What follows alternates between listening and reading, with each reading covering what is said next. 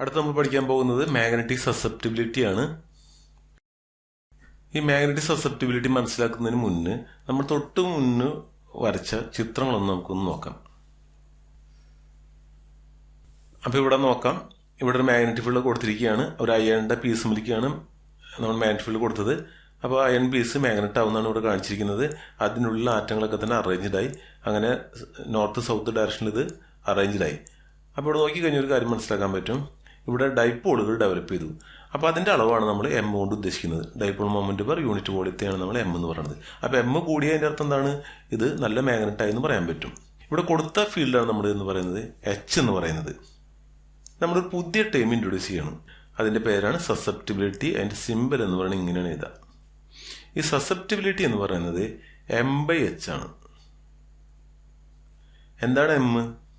M എന്ന് പറയുന്നത് ഇതിന്റെ ഉള്ളിൽ ഡെവലപ്പ് ചെയ്ത ഡൈപോള് പെർ യൂണിറ്റ് വോളിയം. ഒരു യൂണിറ്റ് വോളിയത്തിൽ എത്ര ഡൈപോള് ഡെവലപ്പ് ചെയ്തോ അതിന്റെ അളവാണ് എം കൊണ്ട് ഉദ്ദേശിക്കുന്നത്. എച്ച് എന്ന് പറയുന്നത് എന്താണ്? നമ്മൾ അപ്ലൈ ചെയ്ത മാഗ്നറ്റിക് ഫീൽഡ്. ഇതെന്തിനാ കൊടുത്തത്? ഇതിന്റെ ഉള്ളിൽ ഡൈപോൾ ഉണ്ടാവാൻ വേണ്ടിയിട്ടാണ്. അപ്പോൾ ഒരു മാഗ്നറ്റിക് ഫീൽഡ് കൊടുത്ത് ഇതിന്റെ ഉള്ളിൽ ഡൈപോൾ ഉണ്ടായി. അതിന്റെ റേഷ്യോ ആണ് നമ്മൾ കൈ എന്ന് പറയുന്നത്. ഉണ്ടായ മാഗ്നറ്റിക് ഫീൽഡ് ഉണ്ടാവുന്നുണ്ടല്ലോ, മാഗ്നറ്റിസം ഉണ്ടാവുന്നുണ്ടല്ലോ, ആ ഉണ്ടായ പാരാമീറ്റർ ഡിവൈഡ് ബൈ കൊടുത്ത പാരാമീറ്റർ ആണ് സസെപ്റ്റിബിലിറ്റി എന്ന് പറയുന്നത്. നമുക്ക് ഇതിന്റെ ഫിസിക്കൽ മീനിങ് എന്താണെന്ന് നോക്കാം. സസെപ്റ്റിബിലിറ്റി നമ്മൾ വായിക്കുന്നത് കൈ എന്ന് പറയുന്നത് വായിക്കുക. അപ്പോൾ കൈ കിട്ടു എം ബൈ എച്ച് ആണ്. അപ്പോൾ ഇവിടെ നമുക്ക് ഈ കൈയുടെ മീനിങ് എന്താണെന്ന് നോക്കാം.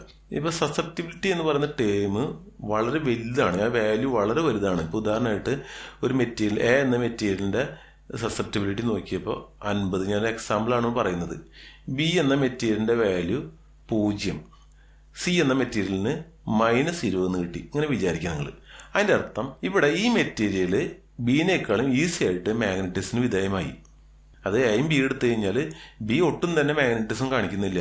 നമ്മളൊരു ഫീൽഡ് കൊടുത്തപ്പോൾ അതിൻ്റെ ഉള്ളിൽ മാഗ്നറ്റിസം ഡെവലപ്പ് ചെയ്തില്ല എന്നുള്ളതാണ് ഈ സീറോ കൊണ്ട് ഉദ്ദേശിക്കുന്നത്. അപ്പോൾ സസെപ്റ്റിബിലിറ്റി എന്ന് പറയുന്നത് അത്തരത്തിൽ ഒരു വാല്യൂ ആണ്. ആ വാല്യൂ ആ മെറ്റീരിയലിന്റെ പ്രോപ്പർട്ടി ആയിട്ടാണ് ബന്ധം. ആ വാല്യൂ നോക്കിക്കൊണ്ട് ആ മെറ്റീരിയൽ ഏത് ടൈപ്പിലാണ് പറയാൻ പറ്റും. ഇവിടെ കാണിച്ചിരിക്കുന്നത് 50 എന്ന് കാണിച്ചു. അതിന്റെ അർത്ഥം എ എന്ന് പറയുന്നത് വളരെ ഈസി ആയിട്ട് മാഗ്നറ്റിസിന് വിധേയമാകുന്നുണ്ട്. ഇനി ഞാൻ വേറൊരു ഡി എന്ന മെറ്റീരിയൽ എടുത്തു, അതിന്റെ വാല്യൂ 100 എന്ന് കണ്ടു. അതിന്റെ അർത്ഥം എന്താണ്? എനേക്കാളും വളരെ ഈസി ആയിട്ട് നമുക്ക് മാഗ്നറ്റ് ആക്കാൻ പറ്റുന്നത് ഡീനാണ്.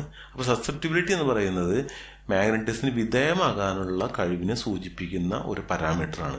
ചില സമയത്ത് സസെപ്റ്റിബിലിറ്റി നെഗറ്റീവ് ആകാറുണ്ട്. അതിന്റെ അർത്ഥം അതിന് മാഗ്നറ്റിസം ഉണ്ടാവുന്നുണ്ട്, പക്ഷെ നമ്മൾ കൊടുത്ത മാഗ്നറ്റിസിന് എതിരായിട്ടാണ് ഉണ്ടാവുന്നത്. അപ്പൊ നമ്മൾ ഇവിടെ ഒരു മാഗ്നറ്റിക് ഫീൽഡ് ഇങ്ങനെ കൊടുത്തു കഴിഞ്ഞാൽ ഇതിന്റെ ഉള്ളിൽ ആ മെറ്റീരിയലിന്റെ ഉള്ളിൽ മാഗ്നറ്റിസം ഡെവലപ്പ് ചെയ്യും, പക്ഷെ ആ മാഗ്നറ്റിക് ഫീൽഡ് ഈ കൊടുത്തതിന് ഓപ്പോസിറ്റ് ആണ്. അപ്പൊ അത്തരത്തിലുള്ള മാഗ്നറ്റിക് ഫീൽഡിനെ കുറിച്ച് നമ്മൾ പിന്നീട് പഠിക്കുന്നത് ഡയാമാഗ്നറ്റ് മെറ്റീരിയൽ ആണ്. അപ്പൊ ഞാനിവിടെ സൂചിപ്പിച്ചു എന്നുള്ളൂ, കാരണം നമുക്ക് ഈ ടേം വന്നുകൊണ്ടാണ് സൂചിപ്പിച്ചത്. അപ്പോൾ ഡയാമാഗ്നറ്റിക് മെറ്റീരിയലിന്റെ ഈ സസെപ്റ്റിബിലിറ്റി ടൈം എന്ന് പറഞ്ഞാൽ നെഗറ്റീവ് ആയിരിക്കും. ആ സമയത്ത് വളരെ ഈസി ആയിട്ട് നമ്മൾ കൊടുക്കുന്ന ഫീൽഡിന്റെ ഡയറക്ഷനിൽ മാഗ്നറ്റിക് ഫീൽഡ് ഉണ്ടാവുന്നുണ്ട്. ചില മെറ്റീരിയൽ കുറച്ച് കൂടുതൽ മാഗ്നറ്റിസം ഉണ്ടാക്കുന്നുണ്ട്, ചിലത് വളരെ കുറവാണെങ്കിലും ചെറിയൊരു മാഗ്നറ്റിസം കാണിക്കുന്നുണ്ട്. അപ്പൊ ചെറിയ മാഗ്നറ്റിസം കാണിക്കുന്നതിനെ നമ്മൾ പാരാമാഗ്നറ്റ് എന്നും, പാരാമാഗ്നറ്റ് എന്ന് പറയുന്നത് എന്താണ്? പാരാമാഗ്നറ്റ് എന്ന് പറയുന്നത്, ഞാൻ ഫുള്ള് എഴുതുന്നില്ല, എന്ന് പറയുന്നത് മാഗ്നറ്റിസം ഉണ്ടാവും, മാഗ്നറ്റിക് ഫീൽഡ് കൊടുക്കുന്ന അതേ ഡയറക്ഷനാണ്, പക്ഷെ അത്ര സ്ട്രോങ് ആയിരിക്കില്ല.